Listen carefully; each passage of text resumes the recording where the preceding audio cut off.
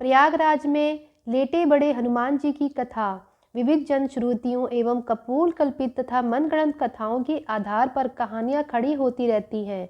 इनमें से कुछ तो सत्य होता है, किंतु कुछ का कोई आधार ही नहीं होता है। यही बात इलाहाबाद में प्रयागराज क्षेत्र के संगम तट पर स्थित पुराण प्रसिद्ध लेटे हुए हनुमान जी के विषय में है। यह मंदिर धरती का एकमात्र मंदिर है जिसका विवरण पुराणों के विशद रूप से प्राप्त होता है। यही एकमात्र ऐसा मंदिर है जहां हनुमान जी के लेटे हुए रूप का विवरण मिलता है। अब आजकल तो अनेक मंदिर बन गए हैं जहां हनुमान जी को लेटा हुआ दर्शाया गया है, जैसे कि महाराष्ट्र के औरंगाबाद के समीप महेशमल में बना लेटे हुए हनुमान जी का विशाल मंदिर भी इसी श्रेणी में आता है। अस्तु जो भी हो, पुराणों में एक ही लेटे हुए हनुमान जी के मंदिर का विवरण प्राप्त होता है और वह प्रयाग क्षेत्र के संगम तट पर स्थित इलाहाबाद के बड़े हनुमान जी का मंदिर है। जो प्रचलित कथा इस लेटे हुए हनुमान जी के मंदिर के विषय में प्राप्त होती है वह यह है कि एक बार एक व्यापारी हनुमान जी की भव्य मूर्ति लेकर जलमार्ग से चला आ रहा था। वह हनुमान जी का परम भक्त था। जब वह अपने नाव लिए प्रयाग के समीप पहुंचा तो उसकी नाव धीरे धीरे भारी होने लगी तथा संगम के नजदीक पहुंचकर यमुना जी के जल में डूब गई। कालांतर में कुछ समय बाद जब यमुना जी के जल की धारा ने कुछ राह बदली तो वह मूर्ति दिखाई पड़ी। उस समय मुसलमान शासक अकबर का शासन चल रहा था। उसने हिंदुओं का दिल जीतने तथा अंदर से इस इच्छा से कि यदि वास्तव में हनुमान जी इतने प्रभावशाली हैं तो वह मेरी रक्षा करेंगे, यह सोचकर उनकी स्थापना अपने किले के समीप करवा दी। किंतु यह निराधार ही लगता है, क्योंकि पुराणों की रचना वेद व्यास ने ही की थी, जिनका काल द्वापर युग में आता है। इसके विपरीत अकबर का शासन 14वीं शताब्दी में आता है।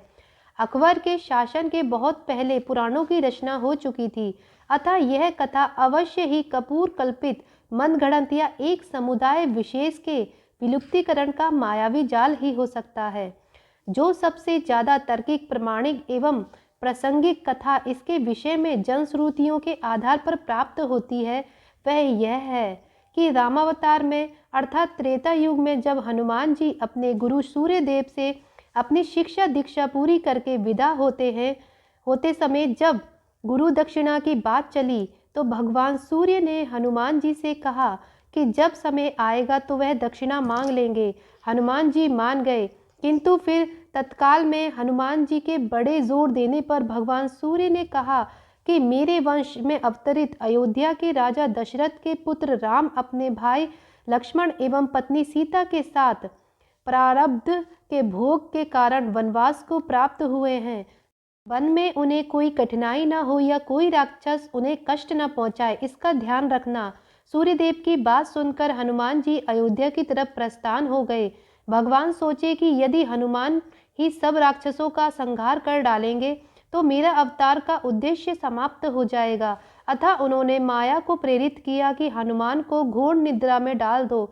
भगवान का आदेश प्राप्त कर माया उधर चली जिस तरफ से हनुमान जी आ रहे थे। इधर हनुमान जी जब चलते हुए गंगा के तट पर पहुंचे तब तक भगवान सूर्य अस्त हो गए थे। हनुमान जी ने माता गंगा को प्रणाम किया तथा रात में नदी नहीं लांघते यह सोचकर गंगा के तट पर ही रात व्यतीत करने का निर्णय लिया। हनुमान जी के हृदय में अपने गुरु की आज्ञा पालन का संदेश घुमड़ रहा था। उन्हें नींद भी नहीं आ रही थी, अतः वह आसन लगाकर ध्यानस्थ हो विचार मग्न हो गए। इधर माया ने जब उन्हें ध्यानस्थ देखा तो वह डर गई, क्योंकि यदि प्रातःकाल हो गया तो हनुमान जी अयोध्या पहुंच जाएंगे तथा प्राण के दृष्ट निश्चय हनुमान जी अपना कार्य प्रारंभ कर देंगे। अचानक हनुमान जी का ध्यान टूटा। उन्होंने सोचा क्यों न रात सत्संग में बिताई जाए। यह सोचकर वह ऋषि भारद्वाज के आश्रम की तरफ चल पड़े। अब माया और भी निराश हो गई। हनुमान जी भारद्वाज ऋषि के आश्रम पहुंचे। वहां वेद पुराण का व्याख्यान चल रहा था। हनुमान जी वहीं बैठकर कथा सुनने लगे। कथा में भारद्वाज ऋषि ने बताया कि कल यहाँ पर जगत के स्वामी तथा अयोध्या नरेश दशरथ के पुत्र के रूप में अवतरित भगवान राम गंगा को पार कर पहुँचने वाले हैं। हनुमान जी प्रसन्न हो गए। अभी उन्होंने गंगा पार कर अयोध्या जाने का विचार त्याग दिया तथा वहीं संगम के तट पर ही रहकर भगवान राम की प्रतीक्षा करने का निर्णय लिया। रात्रिकालीन आवश्यक कार्यों को पूरा कर हनुमान जी वहीं संगम के तट पर लेट गए और उन्हें नींद आ गई। इधर माया को अवसर मिला और उसने हनुमान जी को घोर निद्रा में डाल दिया। हनुमान जी घोर निद्रा में चले गए। इधर भगवान राम गंगा पार कर प्रयाग पहुँचे। उन्होंने हनुमान जी को सोते हुए देखा तथा उनका यह वरदान दिया कि इस सोए हुए हनुमान की मूर्ति के जो दर्शन करेगा उसे बिना किसी प्रयास के मेरी कृपा प्राप्त होगी। उस व्यक्ति को किसी तरह के भूत प्रेत या धोखा षड्यंत्र आदि का शिकार नहीं होना पड़ेगा। उसके सारे शत्रु स्वतः ही परास्त हो जाएंगे। इस तरह हनुमान जी को अमोघ वरदान देकर भगवान राम भारद्वाज ऋषि के आश्रम तथा अक्षय वट का दर्शन करते हुए आगे बढ़ गए। यह वरदान आज सत्य हो रहा है। इस पुराण प्रसिद्ध सिद्ध हनुमान मंदिर का दर्शन निश्चय ही समस्त बाधा कष्ट अरिष्ट आदि को शांत करता है। इधर प्रातःकाल जब गंगा देवी ने देखा कि एक प्राणी उनकी तरफ ही पांव फैलाकर सो रहा है तो उन्होंने अपने आप को अपमानित महसूस करते हुए हनुमान जी को डुबो दिया। सूर्य देव ने जब प्रातःकाल अपने शिष्य हनुमान की यह दशा देखी तो उन्होंने गंगा को श्राप दिया कि तुम्हारा हृदय मैला है, जो अज्ञानवश तूने एक सीधे साधे प्राणी को दंड दिया। तेरा सम्मान करते हुए हनुमान ने रात में तुम्हारे ऊपर से होकर गुजरना अच्छा नहीं समझा और तुम दुर्बुद्धि उसे श्राप दे बैठी। जा, आज से तू प्राणियों के मरे शरीर एवं गंदगी धोने वाली हो जाओ।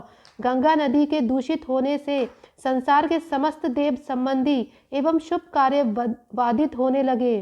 तब समस्त देवताओं ने मिलकर भगवान सूर्य देव की पूजा अर्चना करी। तब भगवान सूर्य देव ने कहा, जा गंगे, तेरा जल के ऊपर मेरी किरणें पड़ते ही तुम्हारे जल की पवित्रता बढ़ जाएगी तथा तुम्हारे जल से मेरा किया गया स्वतपन पूजन कोटि गुना फल देने वाला होगा। भगवान सूर्य के कहने पर गंगा ने कहा कि हनुमान चतुर्मास व्यतीत होते ही पुनः भगवान राम की सेवा में उपस्थित हो जाएंगे। तब तक हनुमान जी किष्किंधा पर्वत पर सुग्रीव की सेना में लगे रहेंगे। चतुर्मास बीतने पर भगवान राम सीता की खोज करते हुए किष्किंधा पर्वत पर पहुँचे। वहाँ पर उनकी मुलाकात भगवान राम से हुई। अस्तु कालांतर में जब मुगल शासक के दौरान अकबर के समय में जब बादशाह अकबर ने उस सिद्ध तपोभूमि को अपने किले के रूप में परिवर्तित करना प्रारंभ किया, तब उसके दीवार की सीध में सोए हुए हनुमान का मंदिर पड़ गया। उसने तत्कालीन हिंदू धर्म गुरुओं एवं पंडितों के रुपए पैसे का लोभ देकर तथा डरा धमकाकर उस सोए हुए हनुमान जी के मंदिर को अन्यत्र स्थापित करवाने के लिए राजी किया। हनुमान जी की मूर्ति की खुदाई होने लगी। जब समूची मूर्ति की खुदाई नीचे से कर ली गई तब उसे उठाए जाने लगा। जब लगातार कोशिश के बावजूद भी मूर्ति नहीं उठी तब उसे भारी सामान उठाने वाली मशीन से उठाने की कोशिश की जाने लगी। जब जब उस मूर्ति को उठाने की कोशिश की गई वैसे वैसे मूर्ति और भी नीचे धंसती चली गई। अतः अंत में डरकर अकबर ने उसे मंदिर को हटवाने का काम बंद करा दिया तथा डर के मारे उसने हनुमान जी की बड़ी पूजा आराधना की। आज भी उसके उतने बड़े भव्य किले की दीवार हनुमान जी के मंदिर की तरफ टेढ़ी ही है। एक मान्यता और है इस मंदिर के बारे में। इस मान्यता के पीछे राम भक्त हनुमान के पुनर्जन्म की कथा जुड़ी हुई है। लंका विजय के बाद बजरंगबली जब अपार कष्ट से पीड़ित होकर मरणासन अवस्था में पहुंचे गए थे तो मां जानकी ने इसी जगह पर उन्हें अपना सिंदूर देकर नया जीवन और हमेशा आरोग्य रहने का आशीर्वाद देते हुए कहा कि जो भी इस त्रिवेणी तट पर संगम स्नान कर आएगा उसको संगम स्नान का असली फल तभी मिलेगा जब वह हनुमान जी के दर्शन करेगा। यहाँ स्थापित हनुमान की अनूठी प्रतिमा को प्रयाग का कोतवाल होने का दर्जा भी हासिल होता है। आमतौर पर जहाँ दूसरे मंदिरों में प्रतिमाएं सीधी खड़ी होती है वहीं इस मंदिर में लेटे हुए बजरंगबली की पूजा होती है। पौराणिक कथाओं के मुताबिक लंका विजय के बाद भगवान राम जब संगम स्नान कर भारद्वाज ऋषि के आशीर्वाद लेने प्रयाग आए तो उनके सबसे प्रिय भक्त हनुमान इसी जगह पर शारीरिक कष्ट से पीड़ित होकर मूर्छित हो गए। पवन पुत्र को मरणासन देख मां जानकी ने उन्हें अपनी सुहाग के प्रतीक सिंदूर से नई जिंदगी दी और हमेशा स्वस्थ एवं आरोग्य रहने का आशीर्वाद प्रदान किया। मां जानकी द्वारा सिंदूर से जीवन देने की वजह से बजरंगबली को सिंदूर चढ़ाए जाने की परंपरा है। संगम आने वाला हर एक श्रद्धालु यहाँ सिंदूर चढ़ाने और हनुमान जी के दर्शन को जरूर पहुँचता है। बजरंगबली के लेटे हुए मंदिर को में पूजा अर्चना के लिए यूँ तो हर रोज ही देश के कोने कोने से हजारों भक्त आते हैं, लेकिन मंदिर के महत्व आनंदगिरी महाराज ने के अनुसार राष्ट्रपति महात्मा गांधी के साथ साथ पंडित नेहरू, इंदिरा गांधी, राजीव गांधी, सरदार वल्लभ भाई पटेल और चंद्रशेखर आजाद जैसे तमाम विभूतियों ने अपने सर को यहाँ झुकाया, पूजन किया और अपने लिए और अपने देश के लिए मनोकामनाएं मांगी। यहाँ यह कहा जाता है कि यहाँ मांगी गई मनोकामनाएं अक्सर पूरी होती हैं। आरोग्य व अन्य कामनाओं को पूरा होने पर हर मंगलवार और शनिवार को यहाँ मन्नत पूरी होने का झंडा निशान चढ़ाने के लिए लोग जुलूस की शक्ल में गाजे बाजे के साथ आते हैं। मंदिर में कदम रखते ही श्रद्धालुओं को अजीब सी सुखद अनुभूति होती है। भक्तों का मानना है कि ऐसे प्रतिमा पूरे विश्व में कहीं मौजूद नहीं है। इलाहाबाद में संगम के निकट स्थित यह मंदिर उत्तर भारत के मंदिरों में अद्वितीय है।